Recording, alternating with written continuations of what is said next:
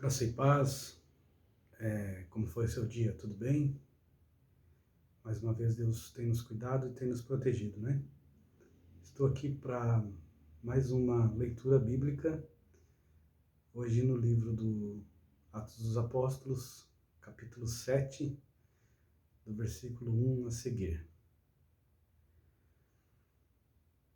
O título do capítulo é, O Discurso de Estevão no Sinédrio.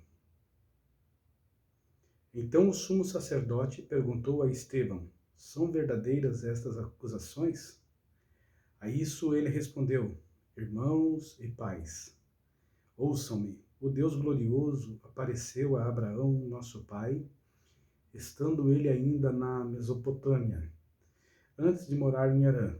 Ele disse: saia da sua terra e do meio dos seus parentes, e vá para a terra que eu lhe mostrarei.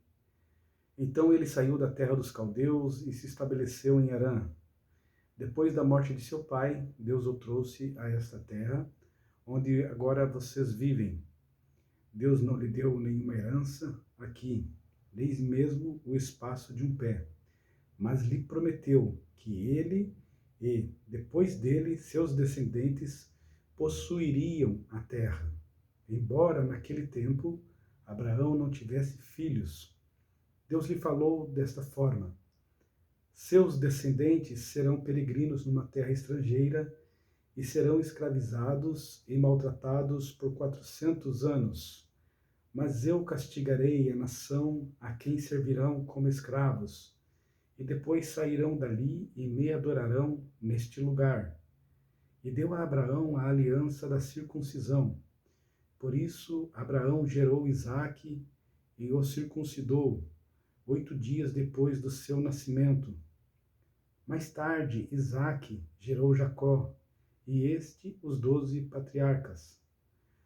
Os patriarcas, tendo inveja de José, venderam-no como escravo para o Egito, mas Deus estava com ele e o libertou de todas as suas tribulações, dando a José o favor e a sabedoria diante de Faraó, rei do Egito. Este o tornou governador do Egito e de todo o seu palácio. Depois houve fome em todo o Egito e em Canaã, trazendo grande sofrimento, e os nossos antepassados não encontravam alimento. Ouvindo que havia trigo no Egito, Jacó enviou nossos antepassados em sua primeira viagem. Na segunda viagem deles, José fez-se reconhecer por seus irmãos, e Faraó pôde conhecer a família de José. Depois disso, José mandou buscar seu pai, Jacó, e toda a sua família, que eram 75 pessoas. Então Jacó desceu ao Egito, onde faleceram ele e os nossos antepassados.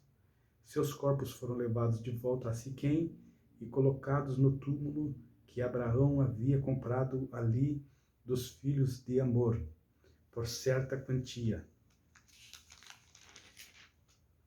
Ao se aproximar o tempo em que Deus cumpriria sua promessa a Abraão, aumentou muito o número do nosso povo no Egito. Então, outro rei, que nada sabia a respeito de José, passou a governar o Egito. Ele agiu traiçoeiramente para com o nosso povo e oprimiu os nossos antepassados, obrigando-os a abandonar os seus recém-nascidos para que não sobrevivessem. Naquele tempo nasceu Moisés, que era um menino extraordinário. Por 3 meses ele foi criado na casa de seu pai.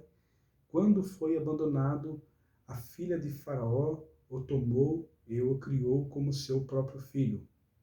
Moisés foi educado em toda a sabedoria dos egípcios e veio a ser poderoso em palavras e obras. Ao completar 40 anos, Moisés decidiu visitar seus irmãos israelitas.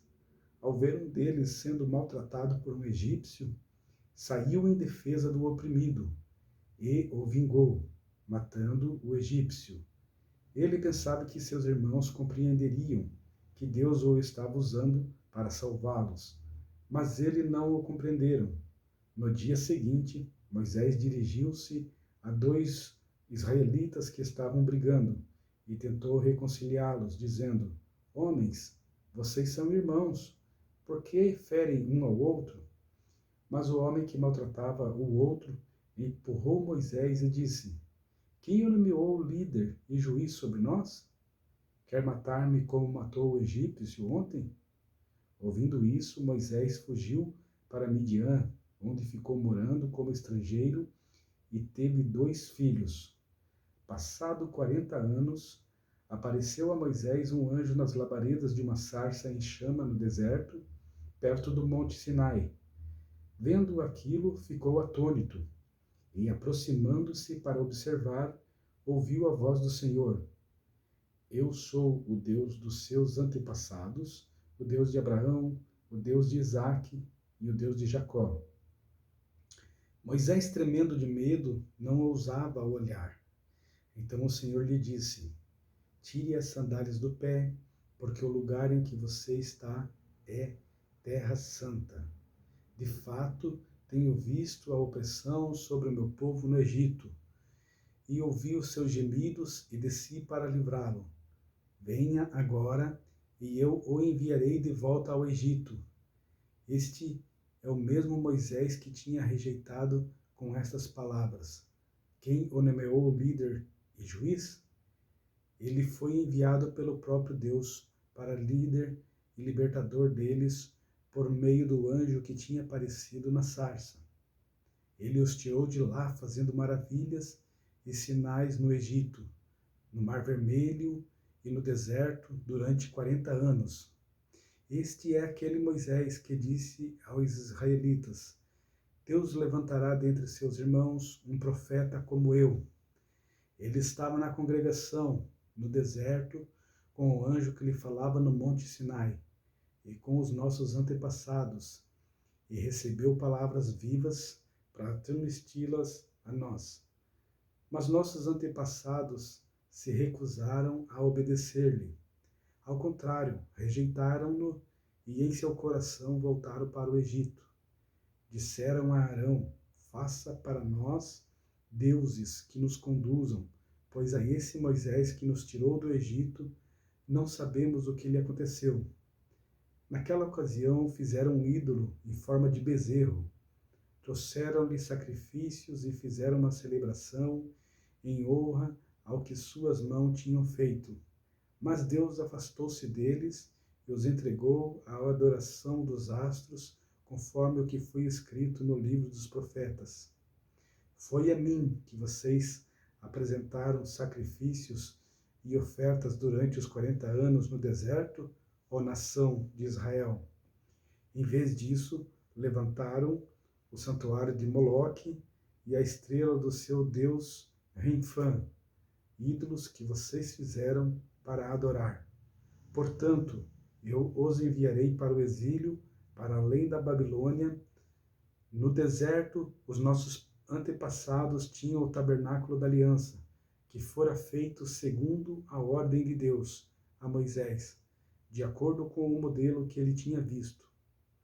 Tendo recebido o tabernáculo, nossos antepassados o levaram sob a liderança de Josué, quando tomaram a terra das nações que Deus expulsou diante deles. Esse tabernáculo permaneceu nesta terra até a época de Davi, que encontrou graça diante de Deus e pediu que ele lhe permitisse providenciar uma habitação para o Deus de Jacó. Mas foi Salomão quem lhe construiu a casa. Todavia, o Altíssimo não habita em casas feitas por homens, como diz o profeta. O céu é o meu trono, a terra, o estrado dos meus pés. Que espécie de casa vocês me edificarão? Diz o Senhor. Ou onde seria meu lugar de descanso? Não foram as minhas mãos que fizeram todas estas coisas? Povo rebelde, obstinado, de coração e de ouvidos, vocês são iguais aos seus antepassados. Sempre resistem ao Espírito Santo. Qual dos profetas os seus antepassados não perseguiram? Eles mataram aqueles que prediziam a vinda do justo, de quem agora vocês se tornaram traidores e assassinos. Vocês que receberam a lei por intermédio de anjos, mas não lhe obedeceram. Ouvindo isso, ficaram furiosos e rangeram os dentes contra ele.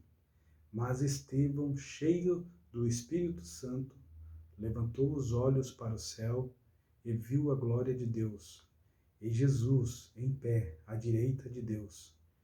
E disse: Vejo os céus abertos e o Filho do Homem em pé à direita de Deus.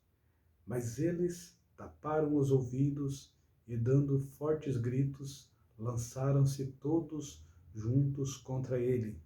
Arrastaram-no para fora da cidade e começaram a apedrejá-lo. As testemunhas deixaram seus mantos aos pés de um jovem chamado Saulo.